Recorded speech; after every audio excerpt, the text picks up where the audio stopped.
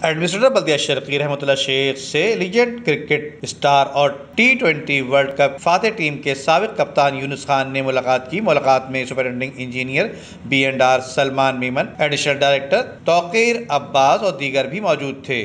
मुलाकात के दौरान खेलों की सरगर्मियों के हवाले से मुख्तलिफ मौज़ूआत पर बातचीत की गई, जबकि एडमिनिस्ट्रेटर बल्दिया शर्की रहमतुल्लाह शेख और DMC ईस्ट की जानिब से यूनुस खान का पुरतकाब इस्तकबाल किया गया। एडमिनिस्ट्रेटर बल्दिया शर्की ने कहा कि ये हमारी खुशनसीबी है कि आज एक लीजेंड हमारे दरमियान मौजूद है जिनकी क्रिकेट के लिए खिदमत काबिल फरामोश है और हम इन खिदमत से फ़ायदा उठाना चाहते हैं। सेहतमंदाना सरगर्मियों में इजाफा सेहतमंद माशरा तश्कील देता है। DMC ईस्ट इस सिलसिले में अपना किरदार अदा करेगी और खेलों के हवाले से इवेंट का इनकाद किया जाएगा।